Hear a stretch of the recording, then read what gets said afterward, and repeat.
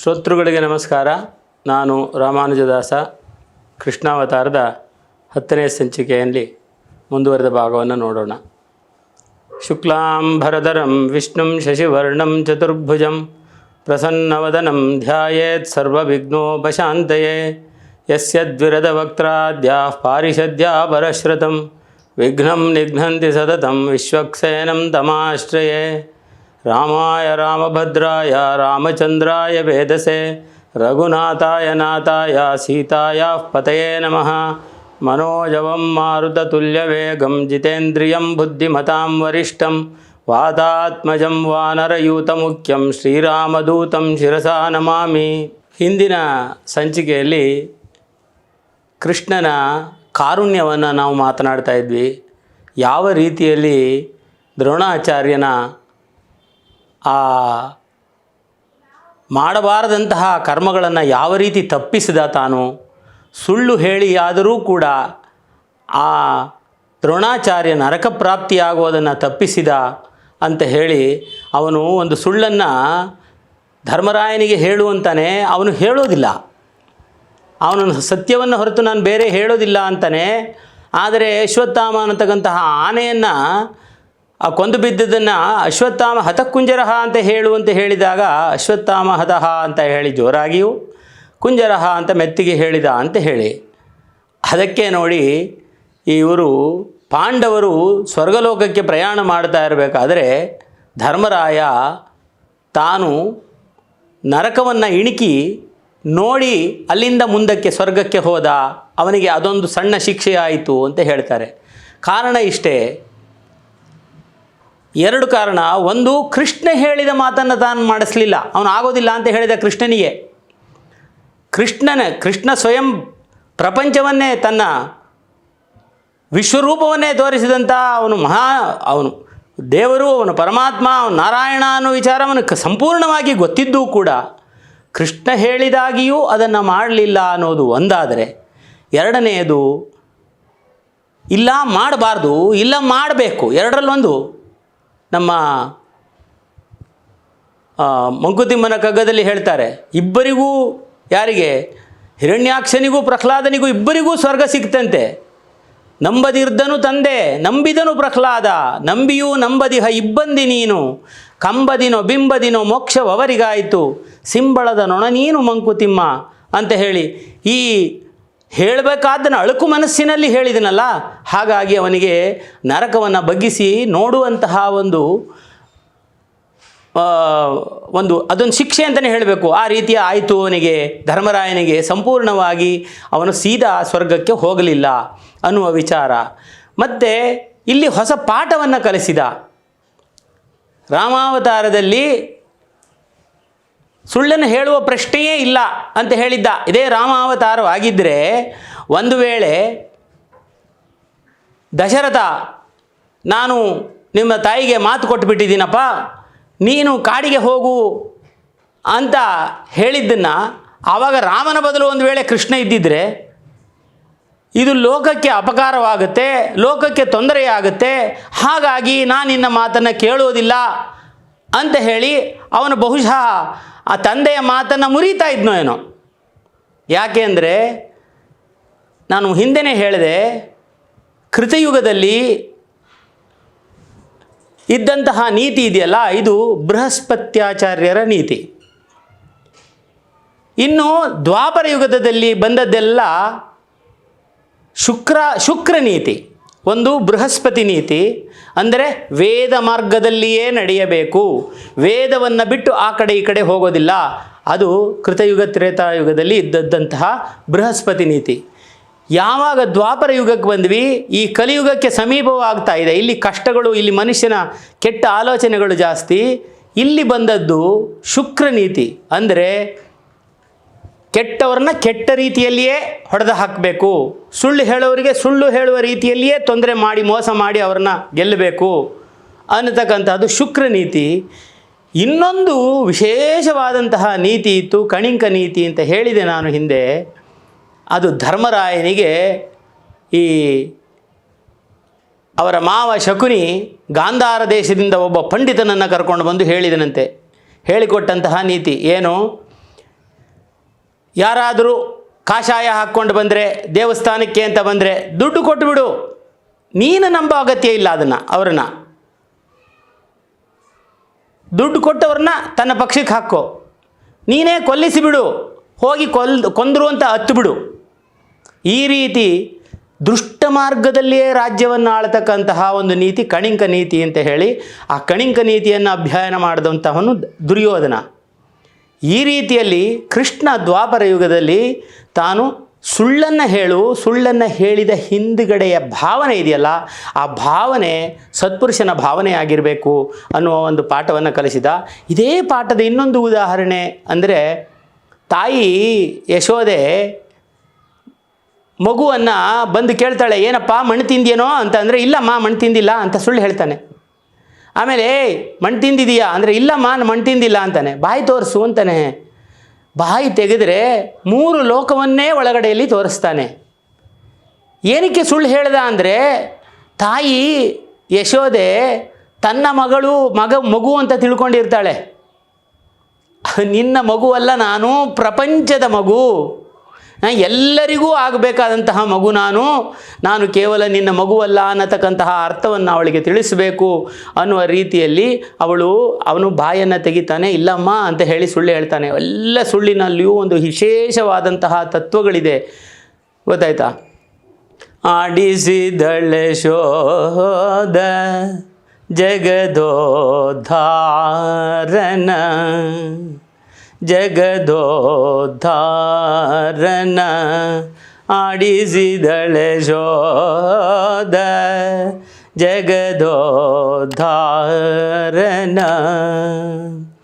ಜಗದೋದ್ಧಾರನ ಮಗನೆಂದು ತಿಳಿಯುತ್ತ ಜಗದೋದ್ಧಾರನ ಮಗನೆಂದು ತಿಳಿಯುತ್ತ ಮಗುಗಳ ಮಾಣಿಕ್ಯನ ಆಡಿಸಿದಳೆ ಶೋಧ ಮಗುಗಳ ಮಾಣಿಕ್ಯನ ಆಡಿಸಿದಳೆ ಶೋಧ ಜಗದೋದ್ಧಾರನ. ಆ ಪರಮಾತ್ಮನನ್ನು ತನ್ನ ಮಗ ಅಂತ ತಿಳ್ಕೊಂಡು ಆಡಿಸಿದಳಂತೆ ಯಶೋದೆ. ಅವಳಿಗೆ ತಾನು ತಿಳಿಸಬೇಕು, ನಾನು ನಿನ್ನ ಮಗ ಅಷ್ಟೇ ಅಲ್ಲ, ಈ ಪ್ರಪಂಚಕ್ಕೆಲ್ಲ ಬೇಕಾಗುವ ಮಗು ನಾನು ಅಂತ ಹೇಳಿ ಮಗುಗಳ ಮಾಣಿಕ್ಯನ ಆಡಿಸಿದಳೆ ಯಶೋದೆ ಅಂತ ಹೇಳಿ ಕೇಳಿದ್ವಿ. ಅಂತಹ ಕರುಣಾಳು ತಾಯಿಗೂ ಕೂಡ ಒಂದು ಪಾಠವನ್ನು ಕಲಿಸುವ ಉದ್ದೇಶದಿಂದ ಸುಳ್ಳು ಹೇಳಿದ್ದಾನೆ. ಸುಳ್ಳಿನ ಹಿಂದಿನ ಭಾವನೆ ಬಹಳ ಮುಖ್ಯವಾದದ್ದು ಅಂತ ಹೇಳಿ ನಾವು ಹೇಳಿದ್ವಿ. ಇನ್ನು ನೀವು ಭೀಷ್ಮನ ವಿಚಾರವಾಗಿ ನೋಡಬೇಕು. ಬಹಳ ಅದ್ಭುತವಾದಂತಹ ಕಾರುಣ್ಯವನ್ನು ಯಾವ ರೀತಿ ಒಂದು ಅಳೆದು ಸುರಿತಾನೆ ಭಗವಂತ. ಅವನ ಕಾರುಣ್ಯವನ್ನು ನಾವು ಅನುಭವಿಸಬೇಕು ಅಂದರೆ ಅದು ಕೃಷ್ಣನ ಕೈಯಲ್ಲಿ ಸಾಧ್ಯವೇ ಹೊರತು ಬೇರೆ ಎಲ್ಲಿಯೂ ಸಾಧ್ಯವಿಲ್ಲ. ಕೃಷ್ಣ ಒಂದು ಪ್ರತಿಜ್ಞೆ ಮಾಡಿರ್ತಾನೆ, ಏನಂದರೆ ನಾನು ಶಸ್ತ್ರವನ್ನು ಹಿಡಿಯುವುದಿಲ್ಲ ಅಂತ ಹೇಳಿ. ಶಸ್ತ್ರವನ್ನು ನಾನು ಕೈಯಲ್ಲಿ ಹಿಡಿಯೋದಿಲ್ಲ ಅಂತ ಹೇಳಿದ್ದನ್ನು ಈ ಮುದುಕ ಭೀಷ್ಮ ಹೇಳ್ತಾನೆ, ನಾನು ನಿನ್ನ ಕೈಯಲ್ಲಿ ಶಸ್ತ್ರವನ್ನು ಹಿಡಿಸ್ತೇನೆ. ನನ್ನ ಮಾತು ನಾನು ಮೀರಿದರೂ ಪರವಾಗಿಲ್ಲ, ನಾನು ಮಾಡಿರತಕ್ಕಂತಹ ಪ್ರತಿಜ್ಞೆಯನ್ನು ತಾನು ಮುರಿದರೂ ಪರವಾಗಿಲ್ಲ. ಭಕ್ತನಾದಂತಹ ಭೀಷ್ಮನಿಗೆ ಅವನ ಪ್ರತಿಜ್ಞೆಯನ್ನು ನಾನು ಉಳಿಸಬೇಕು, ಅವನ ಮಾತನ್ನು ನಾನು ಉಳಿಸಬೇಕು ಅಂತ ಹೇಳಿ ಕೃಷ್ಣ ಪರಮಾತ್ಮ ಯೋಚನೆ ಮಾಡ್ತಾನೆ. ಅಂತಹ ಒಂದು ಸನ್ನಿವೇಶ ನಡೆಯುತ್ತೆ. ಘೋರವಾದ ಯುದ್ಧ ನಡೀತಾ ಇರುತ್ತೆ. ಆ ಯುದ್ಧದಲ್ಲಿ ಭೀಷ್ಮ ತಾನೇ ಹೇಳ್ಕೊಳ್ತಾನೆ, ಏನಂದರೆ ನಾನು ಎಂಥ ಪಾಪಿ, ನಾನು ಶತವಿಶಿಕ ಹತಃ ವಿಶೀರ್ಣ ದಂಸಃ ಕ್ಷಿತಿಜ ಪರಿಶ್ರಿತಃ ಆದತಾಯಿನೋಮೆ ಅಂತಾನೆ. ಅಂದರೆ ಯಾರನ್ನು ಸರ್ವಶ್ರೇಷ್ಠ ಎಂದು ಅಗ್ರಪೂಜೆಗೆ ನಾನು ನೇಮಿಸಿದ್ನೋ, ಯಾರನ್ನು ಸರ್ವಶ್ರೇಷ್ಠ ಅಂತ ಹೇಳಿ ಪೂಜೆಯನ್ನು ಮಾಡಿಸಿ ಪಾದವನ್ನು ತೊಳೆಸಿದ್ನೋ ಆ ವ್ಯಕ್ತಿಗೆ ನಾನು ನಿರ್ದಾಕ್ಷಿಣ್ಯವಾಗಿ ಬಾಣಗಳನ್ನು ಬಿಟ್ಟೆ. ಅವನು ಬಾಣಗಳನ್ನು ಎಷ್ಟು ಮಳೆಯನ್ನು ಸುರಿಸ್ತಾನಂತೆ. ಯಾರ ಮೇಲೆ? ಕೃಷ್ಣನ ಮೇಲೆ. ಕಾರಣ ಇಷ್ಟೇ, ಅರ್ಜುನನ ಮೇಲೆ ಬಿಟ್ಟರೆ ಅರ್ಜುನ ತಾನು ಪ್ರತಿದ್ವಂದ್ವಿ ಮಾರಿಸ್ತಾನೆ. ತನಗೆ ಕೃಷ್ಣನಿಗೆ ಕೋಪ ಬರುವುದು ಯಾವಾಗ ಅಂದರೆ ಪ್ರತಿ ಸತಿ ತಪ್ಪಿಸ್ಕೊಳ್ತಾ ಇರ್ತಾನೆ, ನಗ್ತಾ ಇರ್ತಾನೆ. ಕೃಷ್ಣನಿಗೆ ನೋವು ಮಾಡಬಾರ್ದು ಅಂದ್ಕೊಂಡು ಅವನು ಅರ್ಜುನನಿಗೆ ನೋವು ಮಾಡೋದು ಪ್ರಯತ್ನ ಮಾಡ್ತಾನೆ. ಕಡೆಗೆ ಕೃಷ್ಣನ ಮೇಲೆ ಜೋರಾಗಿ ಬಾಣಗಳನ್ನು ಬಿಡ್ತಾನೆ. ಅವನ ಶರೀರದ ಮೇಲೆ ಏನು ಕಟ್ಕೊಂಡಿರ್ತಾರೆ ಯುದ್ಧವಾಡಬೇಕಾದ್ರೆ ಆ ಕವಚಗಳೆಲ್ಲ ಬಿದ್ದು ಹೋಗುತ್ತೆ, ರಕ್ತಸಿಕ್ತವಾಗುತ್ತಂತೆ ಅವನ ಶರೀರ. ವಿಶೀರ್ಣ ದಂಸಃ, ಅವನ ಕವಚವನ್ನು ನಾನು ಧ್ವಂಸ ಮಾಡಿ ಹಾಕಿದೆ. ಯಾರದ್ದು? ಕೃಷ್ಣಂದು. ಇದು ಸ್ವತಃ ಭೀಷ್ಮ ಹೇಳಿಕೊಳ್ತಕ್ಕಂತಹದ್ದು, ತಾನು ದುಃಖ ಪಡ್ತಕ್ಕಂತಹದ್ದು. ಶತವಿಶಿಕ ಹತಃ, ಯಾರನ್ನು ನಾನು ಅಗ್ರಪೂಜೆಗೆ ನೇಮಿಸಿದ್ದನೋ ಅವನು ಪರಮಾತ್ಮ ಭಗವಂತ ಅಂತ ಹೇಳಿ ಪೂಜೆ ಮಾಡಿ ಒಂದು ಬಾಲ್ಯದಿಂದ ಪ್ರತಿಯೊಂದು ಹೆಜ್ಜೆಗೂ ಅವನನ್ನು ಪ್ರೀತಿಸಿ ಅವನನ್ನು ಭಕ್ತಿ ಮಾಡ್ತಾ ಇದ್ನೋ ಅವನನ್ನು ನಿರ್ದಾಕ್ಷಿಣ್ಯವಾಗಿ ನಾನು ಬಾಣಗಳನ್ನು ಬಿಟ್ಟೆ, ಅವನ ಕವಚಗಳನ್ನು ನಾನು ಧ್ವಂಸ ಮಾಡಿದೆ. ರಕ್ತಸಿಕ್ತನಾದ ಅವನು ಕ್ಷಿತಿಜ ಪರಿಸೃತಃ, ರಕ್ತದಿಂದ ತೊಯ್ದು ಹೋದ. ಅಂತಹ ರೀತಿಯಲ್ಲಿ ನಾನು ಆತತಾಯಿ ಆದನಲ್ಲ, ನಾನು ಇಂತಹ ನಿರ್ದಾಕ್ಷಿಣ್ಯನಾಗಿ ಪಾಪಿ, ನಾನು ಪರಮ ಪಾಪಿ ಅಂತ ಹೇಳಿ ಕಣ್ಣಿನಲ್ಲಿ ನೀರು ಬಿಡ್ತಾನೆ. ಅಂತಹ ಪಾಪಿಗೆ ನನ್ನನ್ನು ಉದ್ಧಾರ ಮಾಡಬೇಕು ಅಂತ ಹೇಳಿ ನೀನು ಚಕ್ರವನ್ನು ಹಿಡಿದು ಬಂದಿಯಲ್ಲ ಭಗವಂತ. ನಾನು ಇವಾಗ ಬಾಣದ ಮೇಲೆ ಮಲಗಿರಬೇಕಾದ್ರೆ ನನಗೆ ಕಣ್ಣು ಮುಚ್ಚಿಕೊಂಡ್ರೆ ರಕ್ತಸಿಕ್ತನಾದಂತಹ ಕೃಷ್ಣನೇ ಕಾಣ್ತಾನೆ ಅಂತ ಹೇಳಿ ಕಣ್ಣಲ್ಲಿ ನೀರನ್ನು ಬಿಡ್ತಾನಂತೆ ಭಗವಂತ. ಆ ಭಗವಂತನ ಕಾರುಣ್ಯವನ್ನು ಹೇಳಿಕೊಂಡು ಭೀಷ್ಮ, ಇದು ನಮ್ಮ ಕುಮಾರವ್ಯಾಸರ ಭಾರತದಲ್ಲಿ ಇದನ್ನು ಹೇಳಬೇಕಾದ್ರೆ ಕಣ್ಣಲ್ಲಿ ನೀರು ಬರ್ತದೆ, ಅಷ್ಟು ಅದ್ಭುತವಾಗಿದೆ. ಕುಮಾರವ್ಯಾಸ ಭಾರತದಲ್ಲಿ ಬಹಳ ಅದ್ಭುತವಾಗಿ ವರ್ಣನೆ ಮಾಡಿದ್ದಾರೆ. ನಾವು ಇದನ್ನು ಅನುಭವಿಸಲೇಬೇಕು. ಈ ಭೀಷ್ಮ ಪರ್ವದಲ್ಲಿ ಭೀಷ್ಮನನ್ನು ಯುದ್ಧದ ಸೇನಾಧಿಪತಿಯನ್ನಾಗಿ ಮಾಡ್ತಾರೆ. ಯುದ್ಧ ನಡೀತಾ ಇರುತ್ತೆ. ಆ ಸಮಯದಲ್ಲಿ ಎರಡೂ ಕಡೆಯಿಂದ ಯುದ್ಧಗಳು ನಡೀತಾ ಇರುತ್ತೆ. ಪಾರ್ಥನ ಅಂದರೆ ಅರ್ಜುನನ ಮತ್ತು ಭೀಷ್ಮನ ಎದುರು ಬದರು ಆಗುತ್ತಂತೆ. ಆ ಎದುರು ಬದರು ಆದ ಸಮಯದಲ್ಲಿ ಕೌರವರ ಜೊತೆಯಲ್ಲಿ ಶಲ್ಯ, ದುಶ್ಯಾಸನ, ದುರ್ಯೋಧನ ಮತ್ತು ಅಶ್ವತ್ಥಾಮ ಇವರೆಲ್ಲರೂ ಜೊತೆಯಲ್ಲಿದ್ದಾರೆ. ಬಾಣಗಳ ಮಳೆಯನ್ನು ಅರ್ಜುನನ ಮೇಲೆ ಸುರಿಸ್ತಾರಂತೆ. ಆ ಸಮಯದಲ್ಲಿ ರಣದೊಳೌಕಿದರು ಆ ಸುಯೋಧನ ಶಲ್ಯ ಸಲೆ ದುಶ್ಯಾಸನನು ಕೃಪಶಕುನಿ ಗುರುಸುತನಾದಿಯಾದವರು ಸೂಸಿದರು ಸರಳುಗಳನ್ನು ಅರ್ಜುನ ಘಾಸಿಯಾದನು ವಿಲಯ ಮೇಘದ ಮೀಸಲಿಹ ಮಳೆಗಾಲವೆನೆ ಮೋಹಿದು ದುಶರಜಾಲ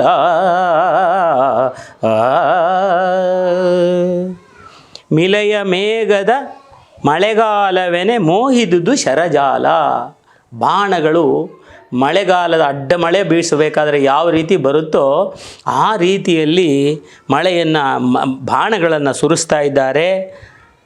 ಈ ಸುಯೋಧನ, ಶಲ್ಯ, ದುಶ್ಯಾಸನ, ಕೃಪ, ಶಕುನಿ ಎಲ್ಲರೂ ಸೇರಿ ಒಮ್ಮೆಲೆ ಅರ್ಜುನನ ಮೇಲೆ ಎರಗುತ್ತಾ ಇದ್ದಾರೆ. ಆ ಸಮಯದಲ್ಲಿ ಕುದುರೆ ಕಂಗೆಟ್ಟವು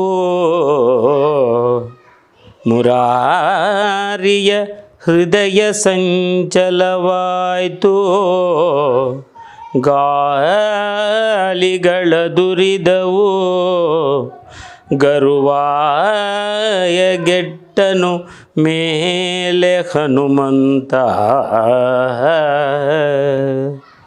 ಕುದುರೆಗಳು ಇದೆಯಂತೆ. ಮುರಾರಿಯ ಮನವು ಸಂಚಲವಾಯಿತು. ಕೃಷ್ಣನ ಮನಸ್ಸಿನಲ್ಲಿ ಸ್ವಲ್ಪ ಸಂಚಲನೆ ಮೂಡಿತಂತೆ. ಏನಪ್ಪ ಇದು ಈ ರೀತಿ ಆಗ್ತಾ ಇದೆ ಅನ್ನುವ ರೀತಿಯಲ್ಲಿ ಮೇಲೆ ಹನುಮಧ್ವಜ ಅಳ್ಳಾಡಿತು ಅಂತ ಹೇಳ್ತಾರೆ. ಮುಂದೆ ಹೆದರಿದರು ನಾಯಕರು, ಪಾಂಡವರ ಜೊತೆಯಲ್ಲಿರ್ತಕ್ಕಂಥ ನಾಯಕರುಗಳೆಲ್ಲ ಹೆದರಿದರಂತೆ. ಪಾಂಡವರ ದಟು ಮುರಿದುದು ಸುರರು ಚಿಂತಿಸಿ ಕುದಿದರು ಅರ್ಜುನ ಪಕ್ಷಪಾತ ವ್ಯರ್ಥವಾಯ್ತೆಂದು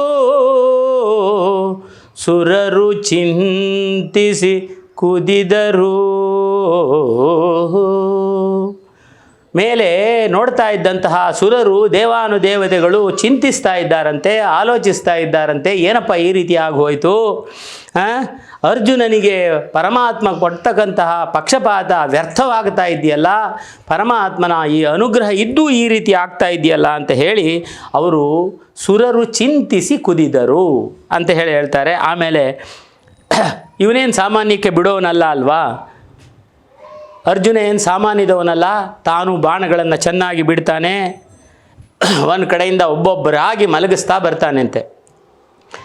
ಏರು ಒಡೆದನು ಶಲ್ಯ ರಕುತವ ಕಾರಿದನು ದುಶ್ಯಾಸನನು, ಕೈ ಮೀರಿ ಕೈ ಕೊಂಡಚ್ಚು ನೊಂದನು ಮತ್ತೆ ಗುರುಸೂನು. ಹೆದರಿದರು ಹಿಳುಗುಗಳ ಮೈಯಲಿ ಜೋರು ಮಸೆಗಲು ಭೀಷ್ಮ ಕಡುಗ ಹೇರಿದನು ರೋಷಾಗ್ನಿ ವಿಕಟ ಜ್ವಾಲೆ ಮುಖನಾದ.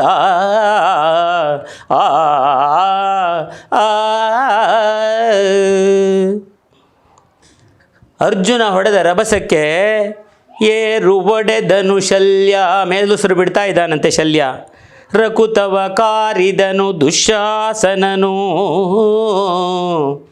ಆಮೇಲೆ ಇವನು ಕೈ ಹಿಸುಕೋತಾ ಇದ್ದಾನೆ. ಗುರುಸೂನು ಅಶ್ವತ್ಥಾಮ ಏನೂ ನಡೀತಾ ಇಲ್ಲ. ಆ ಸಮಯದಲ್ಲಿ ಭೀಷ್ಮನಿಗೆ ಕೋಪ ಬರುತ್ತೆ. ಅವನು ಜೋರಾಗಿ ಒಂದು ಕಡೆಯಿಂದ ಯುದ್ಧವಾಡಕ್ಕೆ ಶುರು ಮಾಡ್ತಾನೆ. ಕೃಷ್ಣನ ಮೇಲೆ ಯಥಾವತ್ತಾಗಿ ಬಾಣವನ್ನು ಬಿಡಕ್ಕೆ ಹೊರಡ್ತಾನೆ. ಆದರೆ ಕೃಷ್ಣ ಎಂಥ ಜಾಣ ಅಂದರೆ, ಅವನು ಹೊಡೆಯೋ ಸಮಯದಲ್ಲಿ ತಪ್ಪಿಸಿಕೊಂಡು ಹಿಂದಿಂದ ಬಂದು ಅವನ ಮುಂದಕ್ಕೆ, ಅವನು ಆ ಕಡೆ ಈ ಕಡೆ ಹೋಗಕ್ಕೆ ಬಿಡೋದಿಲ್ಲ. ಯಾವಾಗ ಒಂದು ಸತಿ ಶತ್ರು ಸೋಲ್ತಾ ಇದ್ದಾನೆ, ಅವನಿಗೆ ಸ್ವಲ್ಪ ಸುಸ್ತಾಗಿದೆ, ರೋಷ ಬಂದಿದೆ ಅಂದಾಗ ಅವನ ಮತ್ತಷ್ಟು ಆಕ್ರಮಿಸಬೇಕು, ಅವನಿಗೆ ಪುರುಸತ್ತು ಕೊಟ್ಬಿಟ್ರೆ ಅವನು ಉದ್ಧಾರ ಆಗಿಬಿಡ್ತಾನೆ. ಅವನು ತನ್ನ ಸಮಯ ತಗೊಂಡು ಸಾಧನೆ ಮಾಡ್ತಾನೆ. ಆವಾಗ ಕೃಷ್ಣ ಎಷ್ಟು ಚೆನ್ನಾಗಿ ರಥವನ್ನು ನಡೆಸ್ತಾನೆ ಅಂತ ಅಂದರೆ, ಎತ್ತಲೊಲೆದನದೆತ್ತ ಸರಿದನದೆತ್ತ ಜಾರಿದನೆತ್ತ ತಿರುಗಿದ ಎತ್ತ ಹಿಂಗಿದನೆತ್ತ ಲೌಕಿದನೆತ್ತಲು ರುಬಿದನು.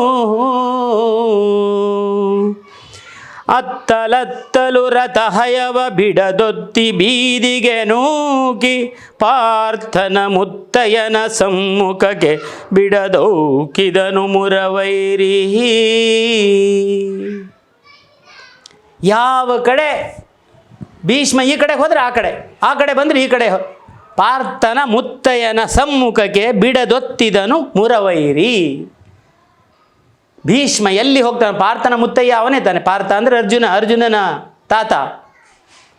ಅವನ ಮುಖಕ್ಕೆ ಅವನ ಎದುರುಗಡೆ ಬರ್ತಾನೆ. ಎತ್ತಲೊಲಿದನದೆತ್ತ ಸರಿದನ್, ಹೇಗೆ ಹೋಗ್ತಾನೆ ಹೇಗೆ ಬರ್ತಾನೆ ಗೊತ್ತಾಗೋದಿಲ್ಲ. ಎತ್ತ ಸರಿದನದೆತ್ತ ಜಾರಿದನೆತ್ತ ತಿರುಗಿದನೆತ್ತ ಹಿಂಗಿದನೆತ್ತ ಲೌಕಿದ ಎತ್ತಲು ರುಬಿದನು. ಅತ್ತಲತ್ತಲು ರಥ ಹಯವ ಬಿಡದೊತ್ತಿ ಬೀದಿಗೆ ನೂಕಿ. ಆ ಕುದುರೆಯ ಮೇಲೆ ಹತೋಟಿ ಹೆಂಗಿದೆ ಅಂದರೆ, ಭೀಷ್ಮ ಯಾವ ಕಡೆಗೆ ಹೋದ್ರೆ ಆ ಕಡೆ ಎದುರುಗಡೆ ಬಂದು ನಿಂತ್ಕೊಳ್ಬೇಕು. ಆ ರೀತಿ ನಡೆಸ್ತಾ ಇದ್ದಾನೆ. ಭೀಷ್ಮನಿಗೆ ಕೆರಳು ಬಿಟ್ಟಿದೆ. ಸಿಡಿಲು ಬಡದಂಗೆ ಬಾಣಗಳನ್ನು ಬಿಡಕ್ಕೆ ಶುರು ಮಾಡ್ತಾನೆ. ಕೆರಳಿದನು ಕಲಿ ಭೀಷ್ಮನು. ಅವನಿಗೆ ಒಂದು ಅರ್ಥವಾಗುತ್ತೆ, ಈ ಕೃಷ್ಣನ ಸಹಾಯ ಇಲ್ಲದೆ ಅರ್ಜುನ ಏನು ಮಾಡೋಕ್ಕಾಗೋದಿಲ್ಲ. ಕೃಷ್ಣನನ್ನು ಮೊದಲು ಹತೋಟಿಗೆ ತೊಗೊಂಬರ್ಬೇಕು, ಕೃಷ್ಣನ ಮೇಲೆ ಬಾಣ ಬಿಡಬೇಕು ಅನ್ನೋ ಲೆಕ್ಕದಲ್ಲಿ ಅವನು ಬಾಣಗಳನ್ನು ಬಿಡ್ತಾನಂತೆ. ಕೆರಳಿದನು ಕಲಿ ಭೀಷ್ಮನು ಅರ್ಜುನನು ರವಣೆಯ ಗೆಲುವರೇ. ಮುರಾರಿಯ ಭರವಸವ ತಗ್ಗಿಸಿದಡಲ್ಲದೆ ಕಾದಲರಿದೆನುದ. ಕೃಷ್ಣನ ಆ ಪರಾಕ್ರಮವನ್ನು ತಗ್ಗಿಸದೆ ಹೋದರೆ ನಾನು ಯುದ್ಧ ಮಾಡೋದಕ್ಕಾಗೋದಿಲ್ಲ ಅಂತ ಹೇಳಿ ತಾನು ತಿಳಿ ಮಾಡ್ತಾನೆ. ಹರಿಯ ಸಿರಿಯೊಡಲಿನಲಿ ಸರಳಿನ ಸರವಳೆಯ ಸೈಗರೆಯೇ ಜೋಡಿಯ ಸರಬಳಿಯ ಲಕ್ಕಾಡಿದನು ಕಲಿ ಭೀಷ್ಮನಂಬುಗಳು. ಕೃಷ್ಣನ ಮೇಲೆ ಬಾಣಗಳನ್ನು ಬಿಟ್ಟ. 10 ಶರದಲ್ಲಿ ಕೃಷ್ಣರಾಯನ ಮತ್ತೆ ಮುಸುಕಿದ. ಬಹಳ ಭಾರ್ಗವದತ್ತ ಬಾಣವ ತೊಡಚಿ ದೇವನ ನೊಸಲ ಕೀಳಿಸಿದ. ಒಂದೇ ಏಕಕಾಲದಲ್ಲಿ 10 ಶರವನ್ನು 10 ಬಾಣವನ್ನು ಕೃಷ್ಣನ ಮೇಲೆ ಬಿಡ್ತಾನಂತೆ. ಕೃಷ್ಣನ ಅಲ್ಲಿಂದ ಕಾಲು ತೆಗೆಯೋ ಹಾಗೆ ಆಗತ್ತೆ. ಆಗ ಕೃಷ್ಣನಿಗೆ ಬಹಳ ಕೋಪ ಬರುತ್ತೆ. ಕೆಂಪಕಾರಿದ ವಾಲಿಗಳು ಮೈ ಕಂಪಿಸಿದು ದಡಿಗಡಿಗೆ ರೋಷದ ಬಿಂಪಿನೊಳು ತಗ್ಗಿದನು ಗಂಟಿಕ್ಕಿದನು ಹುಬ್ಬುಗಳ. ಕಣ್ಣು ಕೆಂಪಗಾಯಿತು, ಮೈ ಕಂಪಿಸಿತು ಅಡಿಗಡಿಗೆ. ಆವಾಗ ಅವನಿಗೆ ಒಂಥರ ಮೈ ಜುಮ್ಮಂತ ಇದೆ. ರೋಷದ ಬಿಂಪಿನಲ್ಲಿ ಗಂಟಿಕ್ಕಿದನು ಹುಬ್ಬುಗಳನ್ನು ಗಂಟಿಕ್ಕಿದ್ದಾನೆ. ಅವನಿಗೆ ಬಹಳ ಕೋಪ ಬರ್ತಾ ಇದೆ ಕೃಷ್ಣನಿಗೆ. ಸೊಂಪುಗಟ್ಟಿದುದು ಸಿರಿವದನ ಮನದಿಂಪು ಬೀತುದು ಭಕ್ತ ಮೋಹನ ಲಂಪು ಮುಸುಳಿತು ಬಿಸುಟು ಕಳೆದನು ಹಯದ ವಾಘೆಗಳ. ಬಿಸುಟು ಕಳೆದನು ಹಯದ ವಾಘೆಗಳ. ಸೊಂಪುಗೆಟ್ಟಿದುದು ಸಿರಿವದನ. ಅವನ ಅಷ್ಟು ಸುಂದರವಾದಂತಹ ಮುಖ. ಕೋಪ ಬಂದದ್ದ ಸಮಯ ಇದೆ, ಇನ್ಯಾವಾಗಲೂ ಇಲ್ಲಿ 2 ಸತಿ ಅವನಿಗೆ ಕೋಪ ಬಂದಿದ್ದು. ಕೆಂಪುಗೊಟ್ಟಿದುದು ಸಿರಿವದನ ಮನದಿಂಪು ಬೀತುದು. ಮನಸ್ಸಿನಲ್ಲಿ ಪ್ರಶಾಂತತೆ ಇಲ್ಲ. ಬಿಸುಟು ಕಳೆದನು ಹಯದ ವಾಗೆಗಳ. ಆ ಕುದುರೆಗೆ ಕಟ್ಟಿರ್ತಾರಲ್ಲ ಆ ವಾಗೆಯನ್ನು ತಾನು ಬಿಸಾಕಿ ತಾನು ಇಳಿತಾನಂತೆ. ಬಹಳ ಕೋಪ ಬರುತ್ತೆ ಅವನಿಗೆ. ದೃಷ್ಟಿಸಿ ನೋಡ್ತಾನಂತೆ. ಯಾವ ರೀತಿ ನೋಡ್ತಾನೆ ಅಂದರೆ ಮುರಮತನ ಕೆಲ್ಲೈಸಿ ನೋಡಿದನು. ಉರು ಭಯಂಕರ ಚಕ್ರವನು ದುರ್ಧರುಷಧಾರಾಲೂಯಮಾನ ನಿಶಾತ ಚಕ್ರವನು. ತರಳೀ ಚಕ್ರವನು